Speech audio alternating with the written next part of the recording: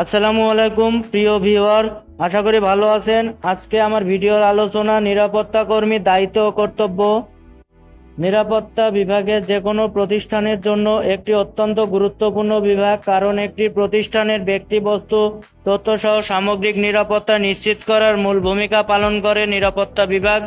একটি প্রতিষ্ঠানের নিরাপত্তা বিভাগ যদি দুর্বল হয়, তাহলে তার প্রভাব প্রত্যক্ষ অথবা পরোক্ষভাবে প্রতিষ্ঠানের উন্নতির সাথে অন্তরায় হয়ে দাঁড়ায়। চলুন আমরা মূল আলোচনায় চলে যাই।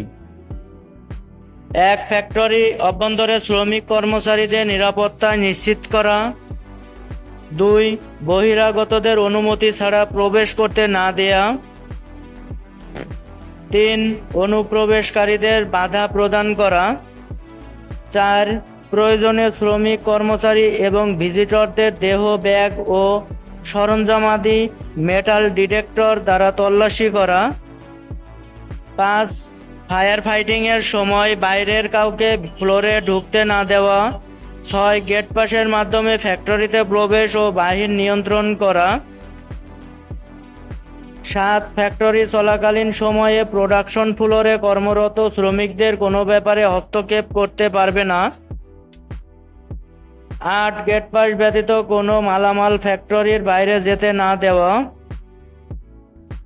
9, বাইরে থেকে মালামাল আসলে বুঝে নেওয়া এবং রেজিস্টার খাতায় লিপিবদ্ধ করা। 10, শিপমেন্ট হওয়ার সময় মালামালের হিসেব রাখা এবং সিকিউরিটির ব্যাপারে বিশেষ নজর দেওয়া। 11, ডিউটির সময় পান, সিগারেট বা অন্য কোনো প্রকার নেশাজাতীয় খাবার খাওয়া যাবে না। 12, বিভিন্ন সময়ে কর্তৃপক্ষ কর্তৃক প্রদত্ত নির্দেশ সঠিকভাবে পালন করা। 13, রীতিমতো চুল কাটা, শেভ করা, পরিষ্কার পোশাক পরিধান করা এবং সঠিক সময়ে ডিউটি পোস্টে হাজির হওয়া বাধ্যতামূলক। 14, শ্রমিকদের মোবাইল সেট ও পান সিগারেট নিয়ে ভেতরে প্রবেশ করিতে না দেওয়া। 15, ডিউটি পোস্টে নতুন প্রহরী না আসা পর্যন্ত কর্তব্যরত প্রহরী পোস্ট ত্যাগ করিতে পারিবে না। সুতরাং একটি প্রতিষ্ঠানের উন্নতির জন্য শক্তিশালী নিরাপত্তা বিভাগ কতটা জরুরি তা আমরা উপরোল্লিখিত আলোচনা থেকে বুঝতে পারলাম। কিন্তু অত্যন্ত দুঃখজনক হলেও সত্য যে বেশিরভাগ প্রতিষ্ঠানেই নিরাপত্তা বিভাগকে পর্যাপ্ত পরিমাণ গুরুত্বের সাথে দেখা হয় না।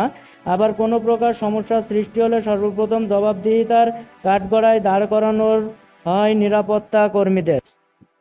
তাই যারা প্রাতিষ্ঠানিক নিরাপত্তা কর্মী হিসেবে কাজ করেন, তাদের স্ব স্ব দায়িত্ব ও কর্তব্য সম্বন্ধে জানা থাকা বিশেষ জরুরি।